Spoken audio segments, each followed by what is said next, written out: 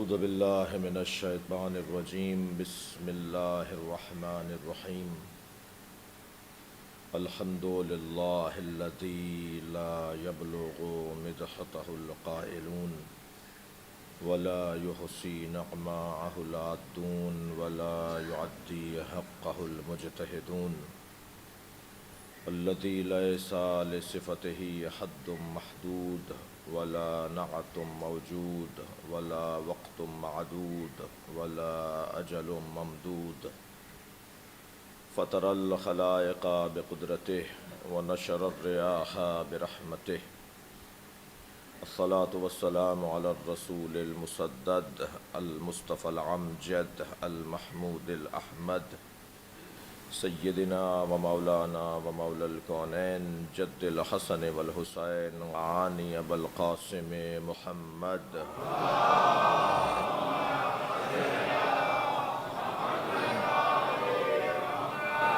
وآلہ الطیبین الطاہرین المعصومین الذین قال اللہ انما یرید اللہ لیذہب عنکم الرجس اہل البیت ویطہرکم تطہیرا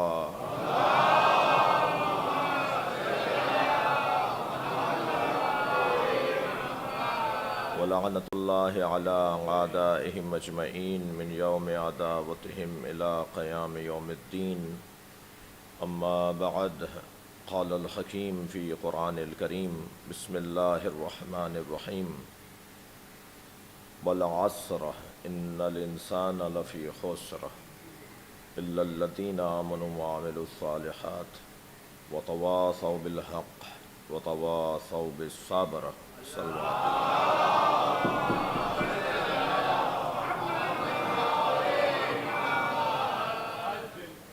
سورہ مبارکہ والعصر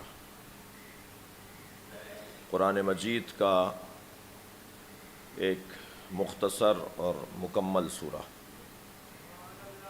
ایک جامع اور وسیع سورہ، پورے قرآن کا خلاصہ سورہ، پورے قرآن کا مفہرس سورہ۔ اگر قرآن کے مندرجات، قرآن کے پیغامات کو ایک نگاہ عجلت سے دیکھا جائے کہ قرآن میں ہے کیا، تو سورہ مبارکہ والعصر کی تلاوت کر لی جائے۔ ہمیں یہ سعادت نصیب رہی کہ شاید 4 سال سورہ مبارکہ الحمد پہ غور کیا، اور اس اعتراف اور اقرار کے ساتھ کہ حق تو یہ ہے کہ حق ادا نہ ہوا، اور 2 سال سورہ مبارکہ توحید پر غور کیا، اور اس سال ارادہ ہے کہ ہم سورہ مبارکہ والعصر پر غور کریں۔ آغاز ہے سورہ مبارکہ والعصر کی تفسیر۔ یہ بھی ذہن عالی میں ہے کہ یہ مجالس، یہ عزاداری، یہ اجتماعات، جہاں ان میں ایک خاص اعجازی جاذبیت ہے، وہاں ان کا حسن یہ بھی ہے کہ یہاں قرآن سے ہٹ کر بات نہیں ہوتی۔ یہ امام حسین علیہ السلام نے ہمیں نظام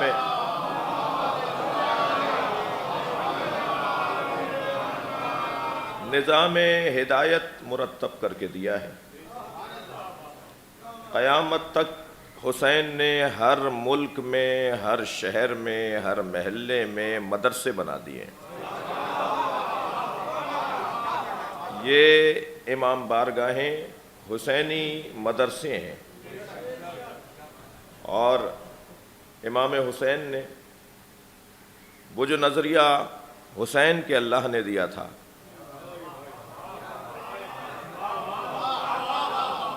کہ معاشرے میں 2 ہی نظریے پائے جاتے ہیں، صرف پاکستان 2 نظریوں پہ نہیں بنا ہے، بلکہ یہ پوری کائنات اللہ نے 2 نظریوں پر بنائی ہے۔ ایک نظریے کو اللہ شجرہ طیبہ کہتا ہے، اور دوسرے نظریے کو اللہ شجرہ خبیثہ کہتا ہے۔ ایک نظریے کو اللہ آیات محکمات کہہ کر یاد کرتا ہے، اور دوسرے نظریے کو اللہ آیات متشابہات کہہ کر یاد کرتا ہے۔ اگر یہ طویل فہرست مرتب کر لی جائے تو اس کا مقطع بنے گا، ایک کو اللہ حسینیت کہتا ہے اور ایک کو اللہ یزیدیت کہتا ہے۔ اب قیامت تک مسلمانوں میں یہ نہ ڈھونڈا جائے کہ سنی کون ہے اور شیعہ کون ہے، بلکہ مسلمانوں میں دیکھا جائے کہ یزیدی کون ہے اور حسینی کون ہے۔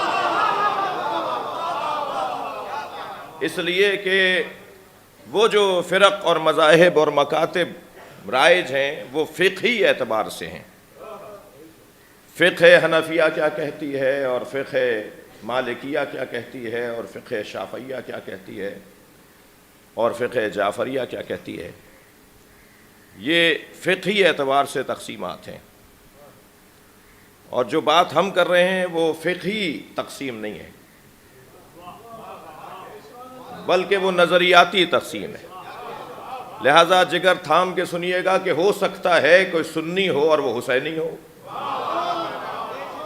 اور ہو سکتا ہے کہ بظاہر کوئی شیعہ ہو اور وہ حسینی نہ ہو، یہ ہو سکتا ہے۔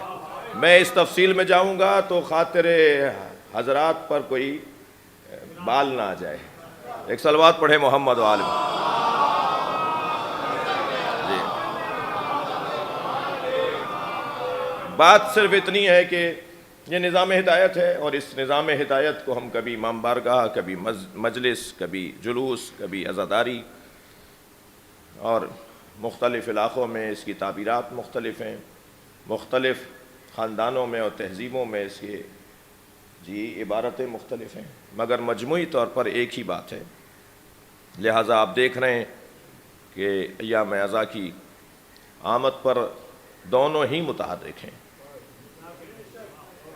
وہ بھی متحرک ہیں جو حسین کا دم بھرنا چاہتے ہیں، اور وہ بھی متحرک ہیں کہ جن سے کوئی تعلق یزید کا بنتا ہے۔ لیکن عزیزان گرامی، کسی کو کوئی پریشانی کی ضرورت نہیں، میں حسینیوں سے کہہ رہا ہوں کہ کسی کو کوئی پریشانی کی ضرورت نہیں ہے۔ اس ذکر کے پیچھے جو طاقت ہے وہ اللہ کی ہے۔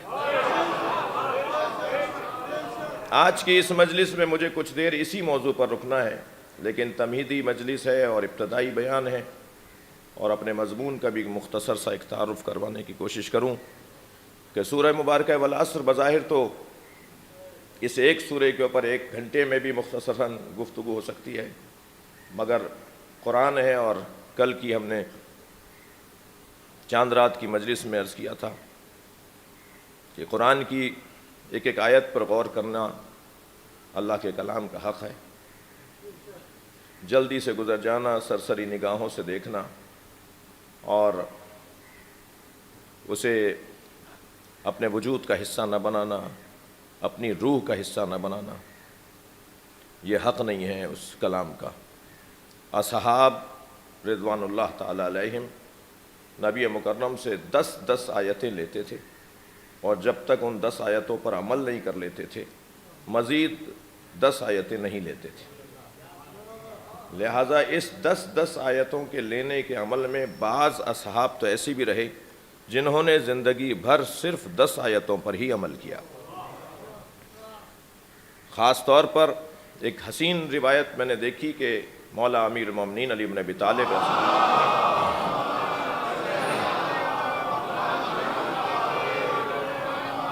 حضرت ابو ذر غفاری رضوان اللہ تعالی علیہ کے لیے کھڑے ہو جایا کرتے تھے۔ تو ایک محترم صحابی نے پوچھا کہ یا علی، آپ ابو ذر کا احترام معمول سے ہٹ کر کرتے ہیں؟ تو فرمایا ابو ذر 10 آیتوں کے فقیہ ہیں، اگر قرآن کی 10 آیتوں کا کوئی فقیہ ہو جائے تو وہ ابو ذر غفاری بنتا ہے، اور جو مجسم قرآن ہو اسے علی کہا جاتا ہے۔ صلوات پڑھیں محمد و آل محمد۔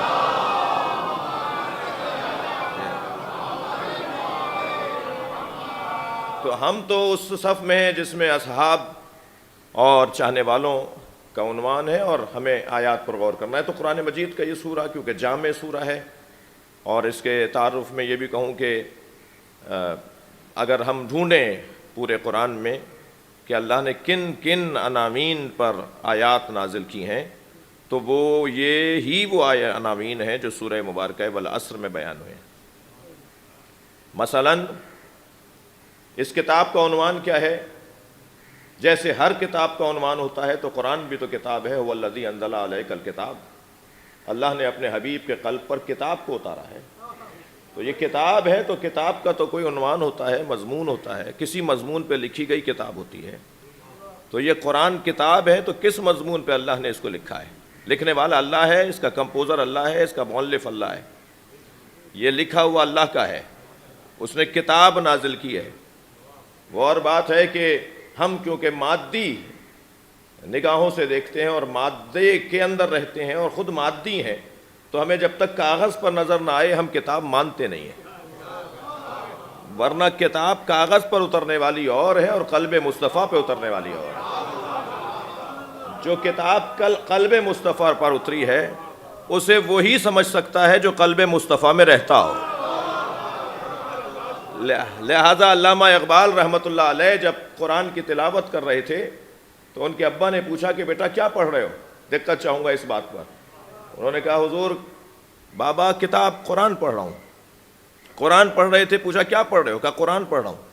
کہا اسے تو سوائے مصطفیٰ کے کوئی سمجھ نہیں سکتا۔ کہا حکم ہے کہ اسے پڑھا جائے اور اس میں تدبر کیا جائے؟ کہا نہیں، یہ قلب مصطفیٰ پہ اتری ہے، قلب مصطفیٰ میں جگہ بناؤ گے تو تمہیں قرآن سمجھ میں آئے گا۔ اور حسین جملہ کہوں کہ قلب مصطفیٰ میں جگہ جب بنے گی جب قلب مصطفیٰ فاطمہ کو راضی کیا جائے گا۔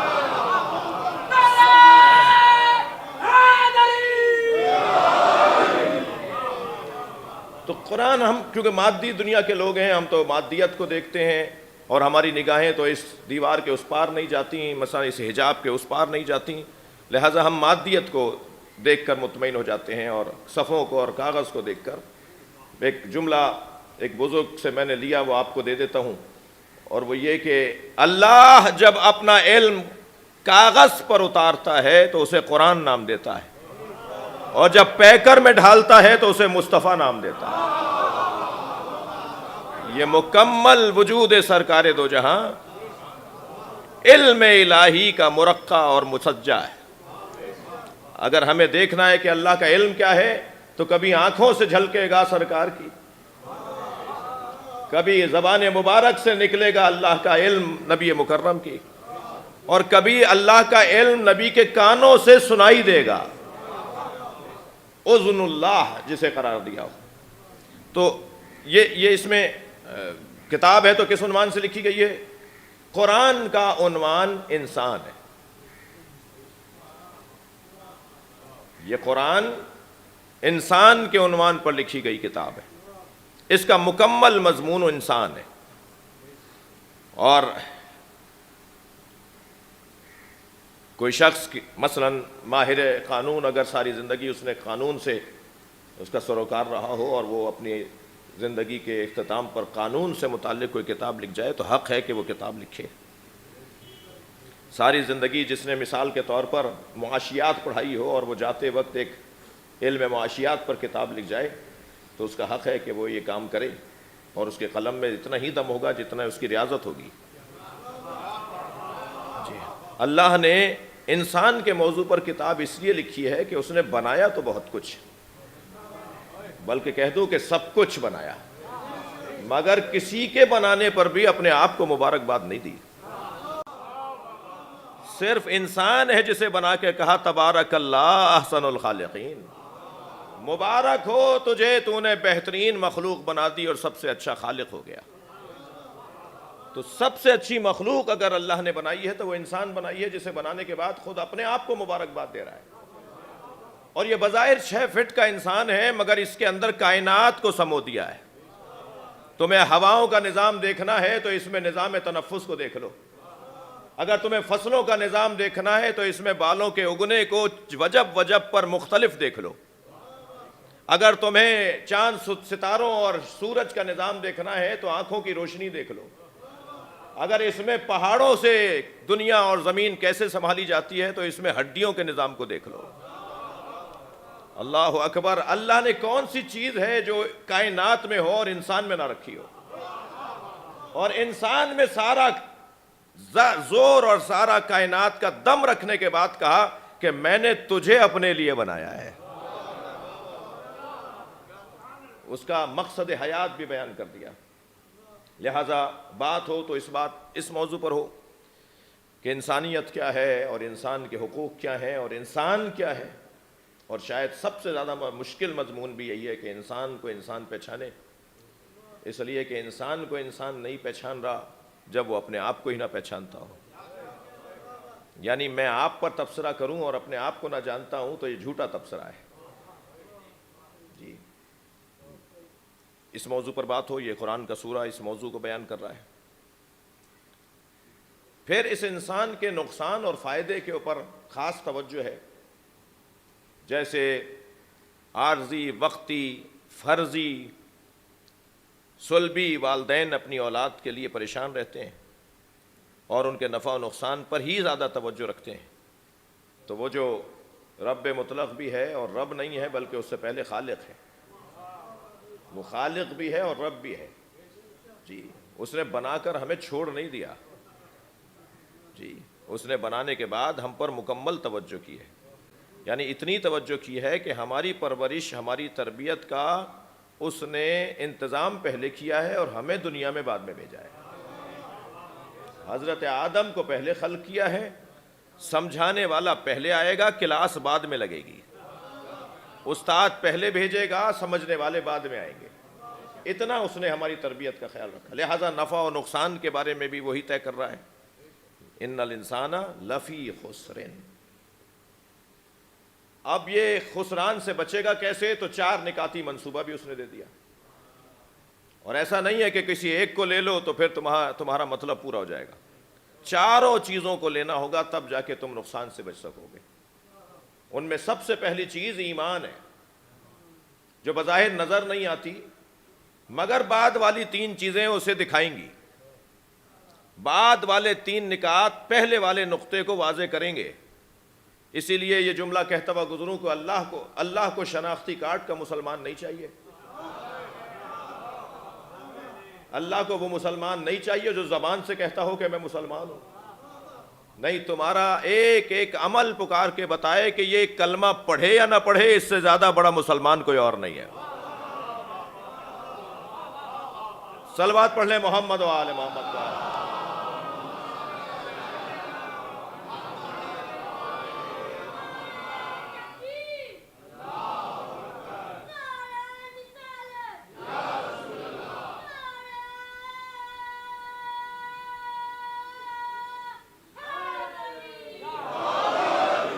صلوات ہدیہ کریں گے محمد و آل محمد۔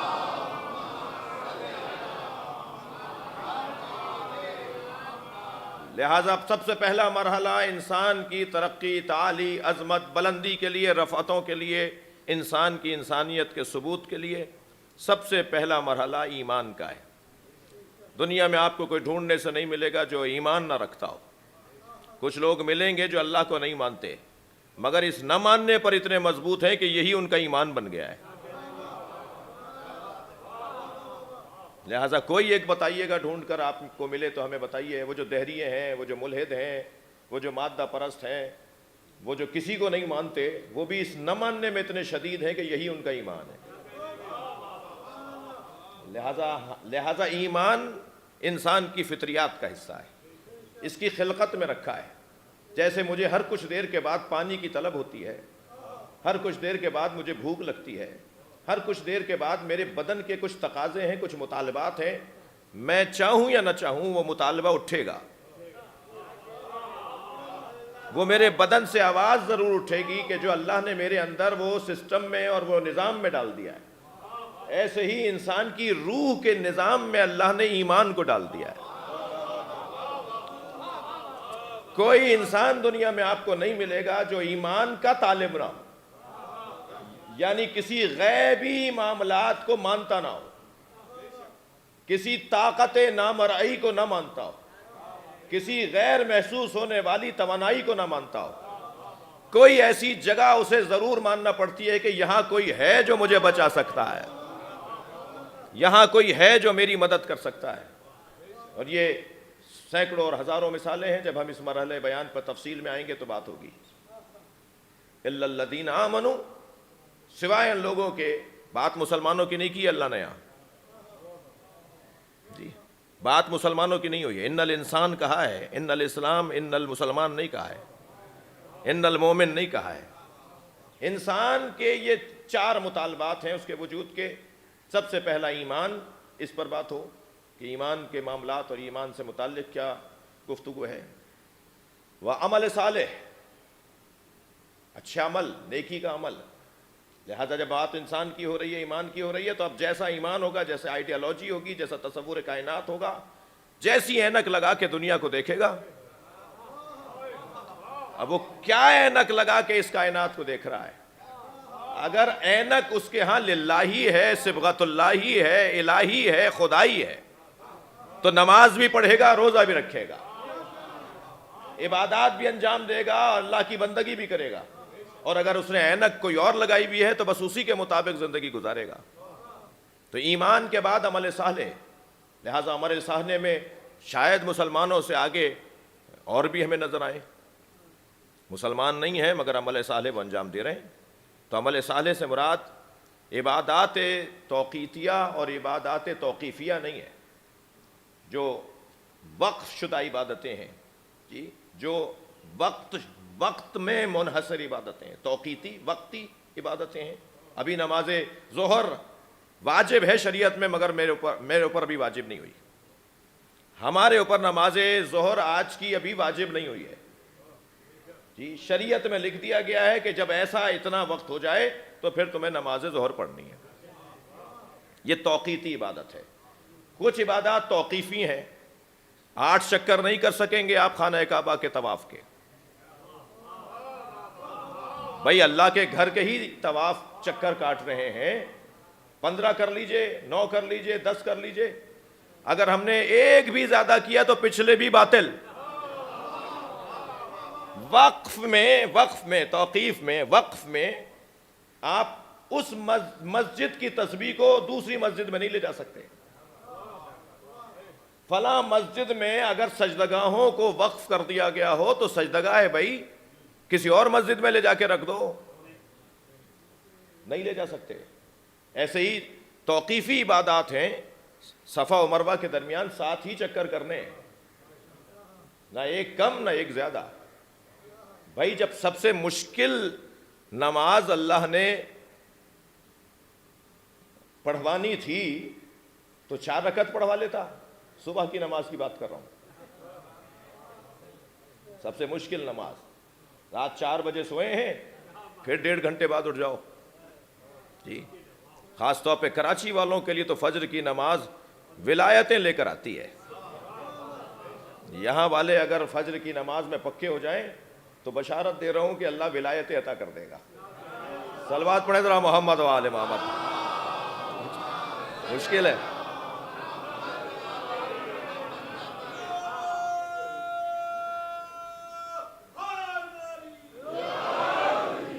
توجہ کر رہے ہیں آپ حضرات؟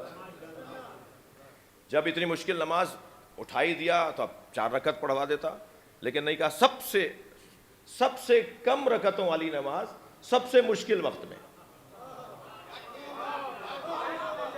اس نے ہمیں رکعتوں کے لیے نہیں اٹھایا ہے, اس نے ہمیں اس لیے اٹھایا ہے کہ میں یاد بھی ہوں. صلوات پڑھیں محمد و آل محمد پر.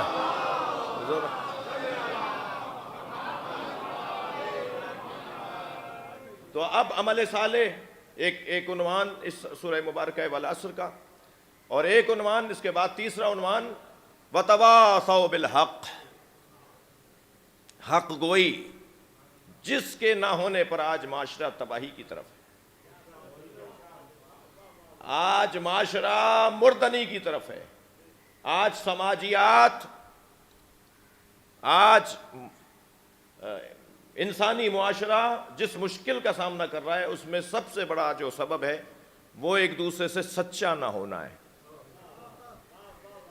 ایک دوسرے سے سچے نہیں ہیں، اور یہ سمجھ رہے ہیں کہ میں اس کو اگر سچ بول دوں گا تو میرا نقصان ہو جائے گا، جبکہ شاید چند لمحوں کا نقصان ہوتا ہو کہ سامنے والے کا چہرہ زرد پڑ جاتا ہو اور غصے میں کچھ کہہ بھی دیتا ہو، اور شاید یہ کہہ کر چلا جائے کہ آئندہ تمہارا میرا کوئی تعلق ہی نہیں ہے، تمہارا میرا آئندہ کوئی واسطہ نہیں، میں نے تم سے مرنا جینا اٹھا لیا۔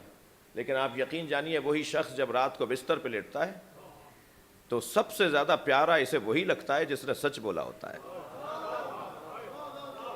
جس نے حق بات کی ہوتی ہے، جس نے سچ بولا ہوتا ہے، جس نے ہمدردی کی ہوتی ہے، جس نے عیب بتائے ہوتے ہیں، جس نے کمزوریوں کی طرف متوجہ کیا ہوتا ہے، سب سے زیادہ اچھا انسان کو وہی لگتا ہے، مگر کچھ دیر کے بعد، اس لیے کہ انسان بہت ہی مشکل کیفیت میں ہے، اسے فوراً تسلیم کر لینا اس کے لیے بہت مشکل ہے، اور اگر آپ آمادہ ہیں تو یہی جملہ کہہ دوں، یہ فوراً تسلیم نہیں کرتا، تبھی تو ہر سال ہم مجلس کرتے ہیں۔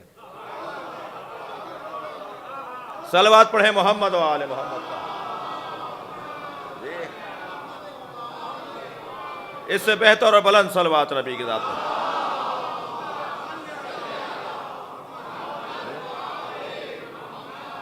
ذکر فإن الذکرى تنفع المؤمنین، بار بار دہراؤ، یہ ایک دفعہ کے سننے سے مطمئن نہیں ہوتا، قانع نہیں ہوتا، اسے پہلی دفعہ کے سننے سے اطمینان نہیں ہوتا، یہ اس میں کچھ اور مطلب نکالتا ہے، پھر کچھ اور مطلب نکالتا ہے۔ تمہارا کام ہے دروازہ بجاتے رہو، ایک دن یہ ضرور کھلے گا۔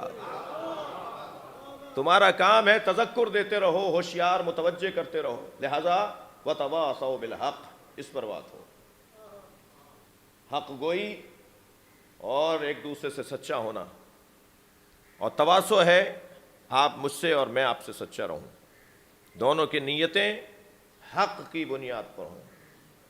اور چوتھا عنوان آپ سورہ مبارکہ والعصر ہزاروں دفعہ پڑھ چکے ہیں، اور یہ وہ سورہ ہے کہ میں ابھی اس کے حوالے سے جب تیاری کر رہا تھا تو مسیحیوں نے اس سورے پر کیا کہا ہوا ہے، غیر مسلموں نے اس سورے کو کیسے لیا ہوا ہے۔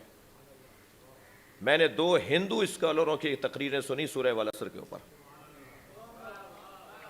کہ غیر مسلم ہندو سورہ والعصر کو کیسے پڑھ رہے ہیں۔ ایک ہندو پروفیسر خاتون یہ فرما رہی تھی کہ میں نے سورہ والعصر پڑھ کر ہی تو قرآن پڑھنا شروع کیا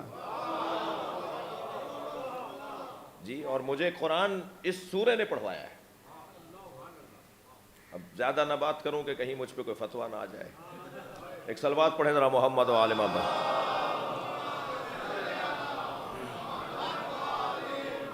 ممکن ہو تو اس سے اچھی صلوات ہدیہ کریں۔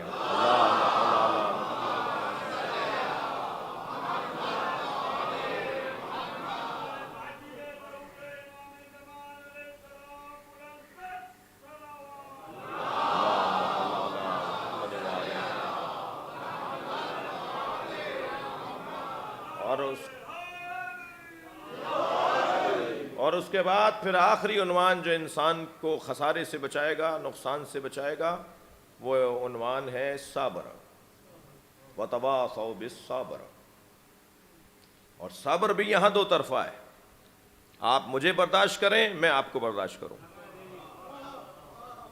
جی، آپ میرے حق میں میدان میں ڈٹے رہیں، میں آپ کے حق میں میدان میں ڈٹا رہا ہوں۔ ایک دوسرے کو صبر کی نصیحت کرنے سے مراد زبانی نصیحت نہیں ہے، ہاں وہ بھی ہے، لیکن وہ آسان ترین جلوہ ہے، وہ بہت سہل ترین جلوہ ہے کہ میں آپ کو صبر کی تلقین کروں، آپ مجھے صبر کی، ہم ایک دوسرے کو صبر کی تلقین کریں، یہ آسان ہے۔ لیکن اس سے زیادہ مشکل ہے کہ ہم ایک دوسرے کی خاطر میدان میں رکیں، ایک دوسرے کی خاطر کھڑے ہو جائیں جی، ایک دوسرے سے ہمدردی کریں، ایک دوسرے سے پیار کریں، محبت کریں۔ جس بنیاد پر پیار کرنا ہے وہ انسانیت ہے، اللہ اکبر، جس بنیاد پر انسان کو ایک دوسرے سے پیار کرنا ہے وہ انسانیت ہے۔ میں دل جلائے بیٹھا رہتا ہوں کہ فلاں نے علی ولی اللہ تک کلمہ کیوں نہیں پڑھا، اگر فلاں علی ولی اللہ تک کلمہ نہیں پڑھ رہا تو شاید اس میں خود محرک ہوں کہ میں نے اس سے پیار ہی نہیں کیا۔ اگر کوئی آج تک حسین کی عزاداری میں شریک نہیں ہوا تو اس میں اس کا قصور نہیں ہے، میں نے حسین اچھا پیش ہی نہیں کیا،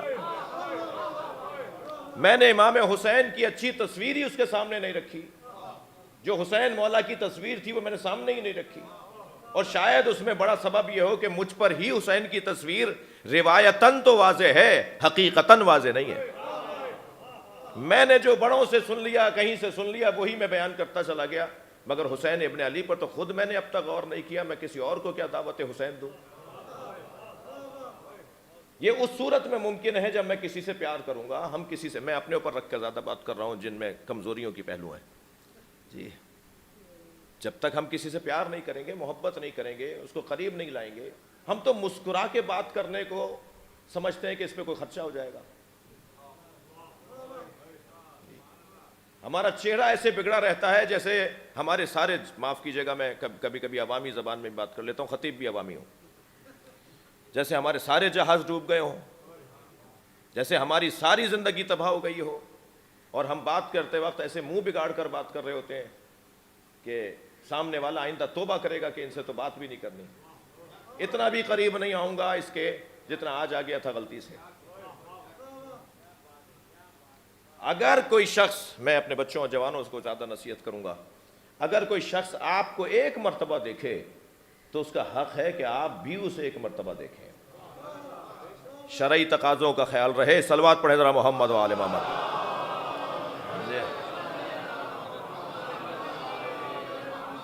اس سے بلند اور بہتر صلوات۔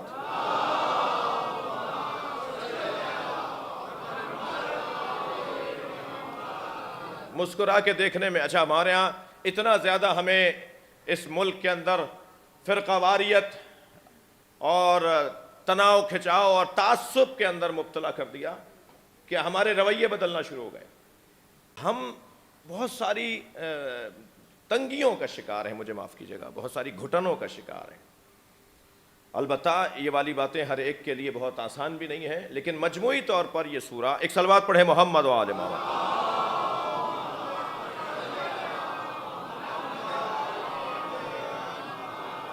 مجموعی طور پر یہ سورہ ہمیں انسانیت کا پیغام دیتا ہے اور انسانی تقاضوں کا درس دے رہا ہے، اور شاید یہ بنیادی بات ہے، اگر یہ مسئلہ ہم گزار گئے، اس مسئلے اور اس مرحلے سے ہم نکل گئے تو بعد والے مسئلے نسبتاً آسان ہو جائیں گے، بلکہ اتنے آسان ہو جائیں گے کہ اس پہ ہمیں کچھ کرنے کی ضرورت نہیں پڑے گی، وہ خود بخود سیدھے ہوتے چلے جائیں گے۔ یہ سورہ قرآن مجید کا ایسا سورہ ہے کہ جسے ہمیں، میں یہ بات تکراراً کہہ رہا ہوں کہ اپنے گھروں میں فریم کروا کے بھی لگوانا چاہیے، پورے قرآن کے چھوٹے چھوٹے خانے برکت کے لیے، اور جن بھوتوں کو دور کرنے کے لیے، اور تعویذ اور ٹونوں سے بچنے کے لیے بہت سے لوگوں نے پورا فریم لگوایا ہوا ہے، چھوٹے چھوٹے خانے بنے ہوئے، بچوں کو بھی نہیں پتہ ہوتا یہ کیا ہے، جی ہاں، سب کسی کو پتہ بھی نہیں ہوتا یہ کیا لگا ہوا ہے، وہ مگر ابا کو پتہ ہے کہ یہ ہم نے یہاں سے جین بھگانے کے لیے لگایا ہے۔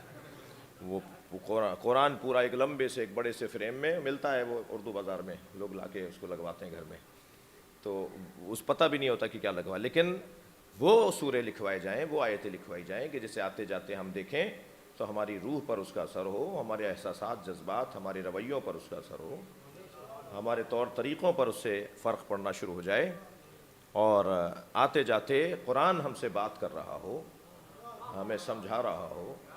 اگر آپ اللہم صلی علی محمد و آل محمد یہ درود جو ہے وہ تغرا بنوا کر فریم کروا کے اپنے ڈرائنگ روم میں لگا دیں گے تو نہ چاہتے ہوئے فریم ہم سے صلوات پڑھوائے گا۔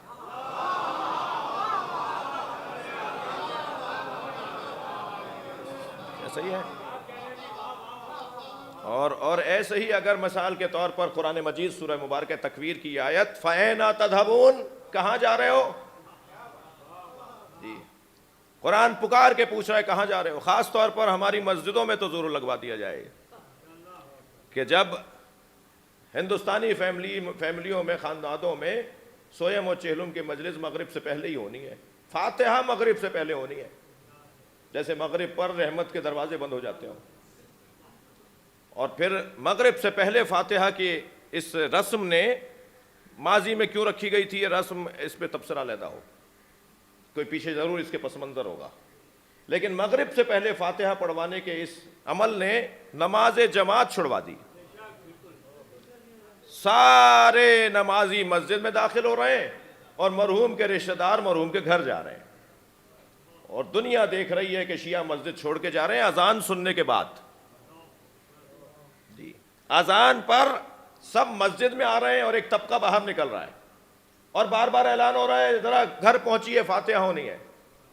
میں سمجھتا ہوں ساری مجلس آپ نے ضائع کر دی, ساری عبادت شاید آپ نے ضائع کر دی, میں نے ضائع کر دی. اپنے مرحوم سے کوئی اس کے آگے سے تو ان کی آنکھوں کے آگے سے تو حجاب ہٹ گئے نا, انہیں تو پتہ ہے کہ کیا ہو رہا ہے. اگر ان کی آواز میں سن رہا ہوتا اور ان کی پکار میں سن رہا ہوتا تو وہ شاید پکار کے کہہ رہے ہوتے کہ مجھے تم نے جو بھیجا تھا یہ واپس جا رہا ہے تمہارے اس عمل سے.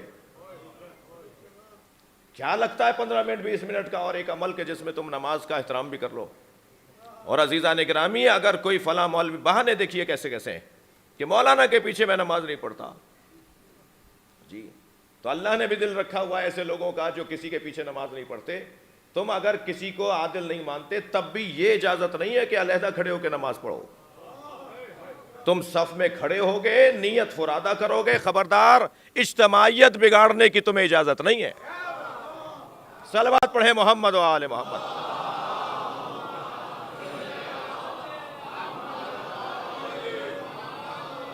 اس سے بہتر صلوات نبی گزر.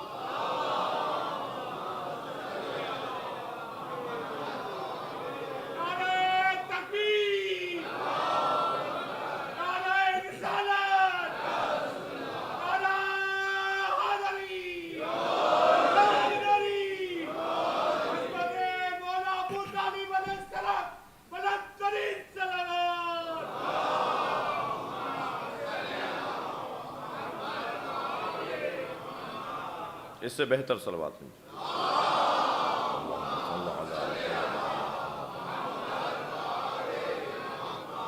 عزیزان گرامی, گفتگو اور عنوان آپ کے ہاتھ میں ہے اور کل سے بات آگے بڑھے گی, مگر جو سوچا ہے طالب علمانہ انداز سے اپنی کم علمی اور کم مائیگی کا احساس اور اعتراف کرتے ہوئے, تو ہم ان دنوں میں عصر مصطفیٰ پہ غور کریں گے, کیونکہ اللہ نے قسم نبی کے زمانے کی کھائی ہے.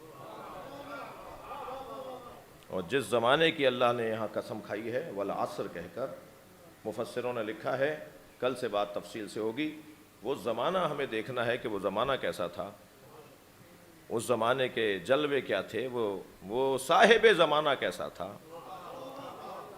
جن ایام میں ظاہری طور پر سرکار دکھائی دیتے تھے, نظر آتے تھے, نفس لیتے تھے, جی گزرتے تھے, ملتے تھے, خوش ہوتے تھے اور کبھی کبھی ناراض ہوتے تھے, تو ان ایام میں کچھ دن کے لیے پلٹنا ہے, اور شاید ان ایام میں پلٹنا ہی ہمارے ایام اعزاء کا حاصل اور مقصد ہے. ہمیں ایک ہی آواز بلند کرنی ہے اور وہ آواز بلند کیے جائیں گے, اور وہ یہ ہے کہ ہمیں عصر مصطفیٰ چاہیے.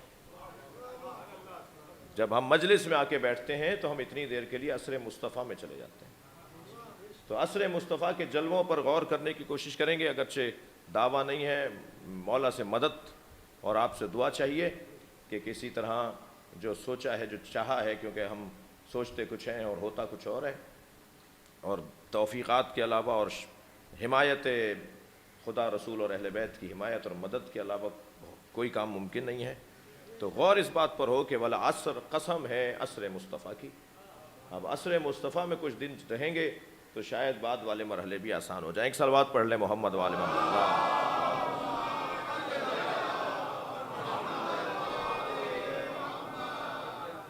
عزیزان گرامی, اس عصر میں آج کے بیان کو پھر کل کے بیان سے مسلسل کریں گے.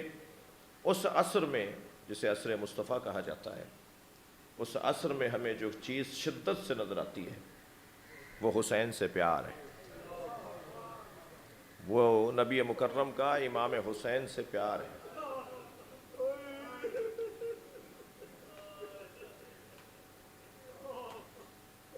نواسے تو میرے مولا نبی کے دو ہیں, ایک حسن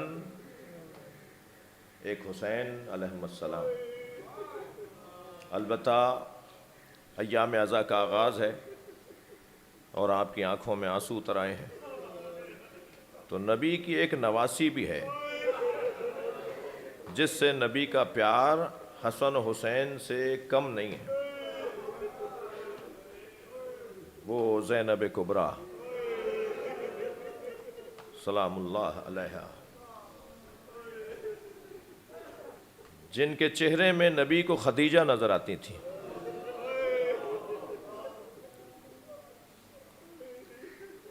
جناب زینب کبریٰ بی بی خدیجۃ الکبریٰ سے مشابہ تھی۔ آپ کا جو شمائل لکھے ہیں وہ بی بی خدیجہ سے مشابہ ہیں۔ کچھ لوگ تصورات میں کہیں پہنچے ہوں گے، اگر جناب زینب کا چہرہ مبارک بی بی خدیجہ جیسا تھا، اگر جناب زینب کا قد مبارک جناب خدیجہ جیسا تھا، تو شاید امام حسین اس لیے لائے ہیں جن کے آباء و اجداد نے بیوی خدیجہ سے مال لیا، خدیجہ نے جن کے بزرگوں کو مال دیا، قرضے دیے، شاید کسی کو حیا آ جائے، شاید کسی کو حیا آ جائے، مگر رونے والوں، بغض اور حسد کا حال یہ تھا کہ حبیب کا لاشا تو یہ کہہ کر اٹھا لیا کہ ہم نے حبیب کا نمک کھایا ہے۔ اجرکم اللہ، آغاز محرم ہے،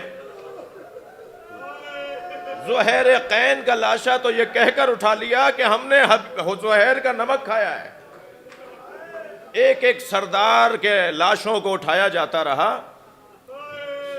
شاید جناب زینب یہ سوچ رہی ہوں کہ اب کوئی بڑھ کر کہے گا کہ ہمیں حسین کی نانی نے قرضہ دیا تھا، ہمیں حسین کے نانا نے معاف کیا تھا، ہمیں حسین کے بابا نے یہ عطا کیا تھا، مگر عزاداروں سارے لاشیں اٹھا لیے، ایک زہرا کے لال کا لاشا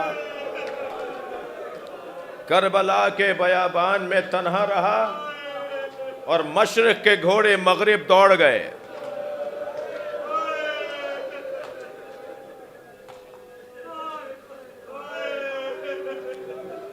جتنی آسانی سے مجھ سے یہ جملہ ادا ہو گیا کہ مشرق کے گھوڑے مغرب دوڑ گئے، ایک ایک گھوڑے کے سم پر زینب سے کوئی پوچھے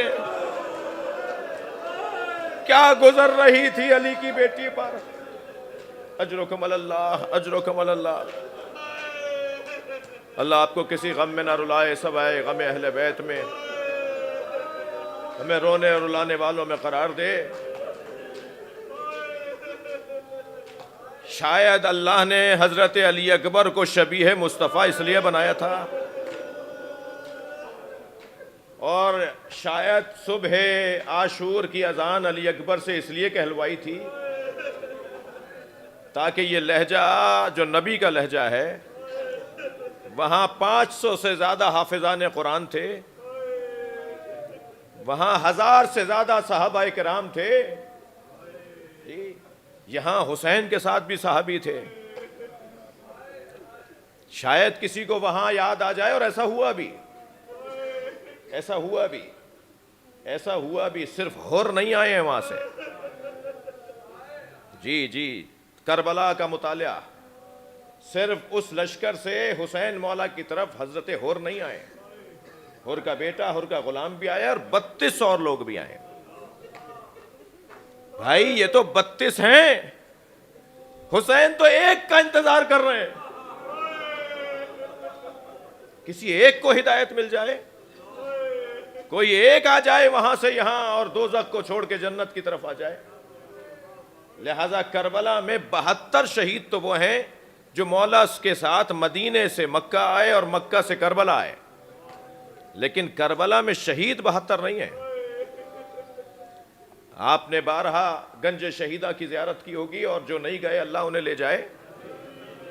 جب آپ حرم امام حسین میں گنج شہیدہ، جہاں ایک بڑی قبر میں امام سجاد نے سارے شہیدوں کو لٹایا، اس قبر پہ جو لکھے ہوئے نام ہیں نا، ان ناموں کو پڑھیں گے تو وہ 72 نہیں ہیں، کربلا میں 132 شہید ہیں جی۔ لیکن عزیزو، اس حسین نے انتظام کو تو بہت کیا، کسی طرح ایک انسان کو بھی ہدایت مل جائے۔ حتیٰ میں پڑھ رہا تھا کہ میرے مولا نے 10 لوگوں کی گردن تک تلوار لا کر تلوار کو ہٹا دیا اور اسے بھاگنے دیا، اسے بچنے کا موقع دیا۔ یزیدی لشکر کا ایک سپاہی جب اس نے 1 2 3 نہیں 10 لوگوں کو، 12 لوگوں کو دیکھا کہ حسین مار دیتے، مر گیا تھا، مگر حسین نے تلوار ہٹائی تاکہ بھاگے، چھوڑ کر چلا جائے، تو وہ اپنے گھوڑے پر حسین کے جہاں امام جا رہے تھے وہاں سامنے آ کے دور سے آواز لگاتا ہے، جس طرف امام کے گھوڑے کا رخ تھا وہاں سامنے آ گیا اور دور سے آواز لگا کے کہا کہ میں دیکھ رہا ہوں کہ آپ کچھ لوگوں کو چھوڑ دیتے ہیں۔ تو امام نے وہیں سے آواز دے کر کہا، اس کی نسل میں مومن آنے والا ہے۔ اللہ اکبر۔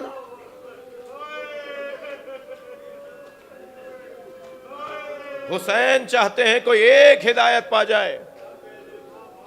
میں کہتا ہوں اس وقت پوری دنیا میں مجالس ہو رہی ہیں، ان مجالس کے نتیجے میں اگر ہر مجلس میں کسی ایک کا معاملہ بھی ٹھیک ہو جائے، کسی ایک کا رویہ بھی بہتر ہو جائے، کوئی ایک بھی بہتر انسان ہو جائے، تو حسین مولا کی آرزو پوری ہو جائے گی۔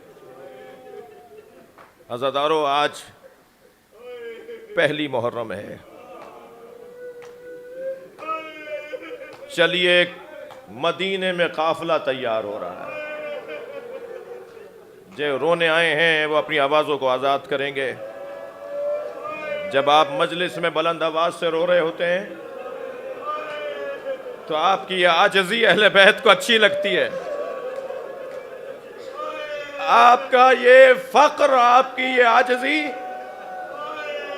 اجرکم علی اللہ، اجرکم علی اللہ، خدا کسی غم میں نہ رلائے۔ چلیے مدینہ چلیے، وہاں قافلہ تیار ہو رہا ہے، حسین مولا مدینہ چھوڑ رہے ہیں۔ میرے مولا نے حضرت عباس کو بلا کر کہا، عباس قافلہ تیار کرو، محمل آمادہ کرو، اور ایک ایک بی بی کو جا کر ایک فہرست مرتب کی امام حسین نے۔ اگر آپ کے گھر کا بڑا، بچے ذرا زیادہ محسوس کریں گے، آپ کے گھر کا بڑا یہ کہے کہ میں فلاں سفر پہ جا رہا ہوں، میرے ساتھ گھر کے 3 لوگ جائیں گے، اور یہ نہ بتائے کہ وہ 3 لوگ کون ہیں۔ اگر گھر میں 8 بچے ہیں تو 8 منڈلاتے رہتے ہیں، ابا ہمارا نام بھی لکھ کیا۔ امام نے فرمایا کہ جو میرے ساتھ جائے گا میں نے اس کی فہرست مرتب کی ہے، تو سب کو یہ آرزو تھی کہ میں بھی حسین کے ساتھ جاؤں۔ میرے بڑوں نے پڑھا ہے اس لیے پڑھ رہا ہوں، وہ جو ساتھ جانے کی آرزو میں تھے ان میں ایک بیٹی بھی تو ہے۔ اجرکم علی اللہ، اجرکم علی اللہ، اجرکم علی اللہ۔ مولا عباس کو فہرست دی گئی کہ عباس یہ محملوں میں بیٹھیں گے، اور جن کے نام نہیں تھے، اب میرا دل کہتا ہے، کچھ کتابوں میں تو نہیں لکھا مگر انسانی احساسات تو سمجھے جا سکتے ہیں، میرا دل کہتا ہے کہ جن کے نام نہیں تھے وہ عباس مولا کی آزمائش تھی کہ کیسے انہیں کہیں کہ آپ کا نام نہیں ہے۔ جو نام نہیں تھے ان میں 4 معمر بیویاں بھی تھیں، جو نام نہیں تھے ان میں ایک بیٹی بھی ہے۔ جب قافلہ تیار ہونے لگا، محملیں لا کر لگائی گئیں، تو ہر محمل کا پتہ تھا کہ اس میں کون بیٹھے گا۔ مقتل نے لکھا ہے، تاریخ نے لکھا ہے کہ بعض محملوں میں 1 سے زیادہ بیویاں بیٹھتی تھیں اور بعض محملوں میں 1 بیوی بیٹھتی تھی، اور جب محمل لا کے لگائی جاتی تھی تو آواز دی جاتی تھی اس در اشرف پر کہ اب بی بی رباب آ رہی ہیں، اب جناب ام لیلہ آ رہی ہیں، اب جناب ام فروہ آ رہی ہیں۔ ایک ایک بی بی آ کر تھکیں گے نہیں جنہیں رونا آ رہا ہے۔ ایک ایک بیوی آ کر اپنی اپنی محمل میں بیٹھتی رہی، مگر سنیں گے عزادارو جب آواز دی نا کہ زینب آ رہی ہیں، یقین جانیے بنی ہاشم کا ہر جوان کھڑا ہو گیا۔ حسین وہاں سے چلے، علی اکبر وہاں سے بڑھے، عباس مولا نے تو پیروں میں رکابوں کو تھاما، بڑی شان سے زینب کو بٹھایا۔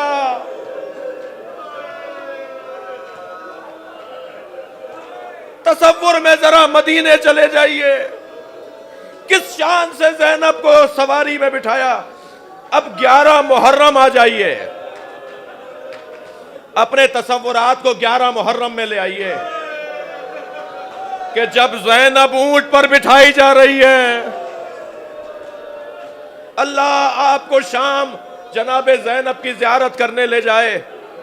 جب آپ بی بی کا زیارت نامہ پڑھیں نا تو پہلے ہی صفحے پہ لکھا ہے سلام ہو اس بی بی پر جو 11 محرم کو جب اونٹ پر بٹھائی جا رہی تھی تو بار بار نہر کی طرف مڑ مڑ کر دیکھ رہی تھی، اور بالآخر ایک جملہ کہہ دیا، عباس اٹھو، الا لعنت اللہ علی قوم الظالمین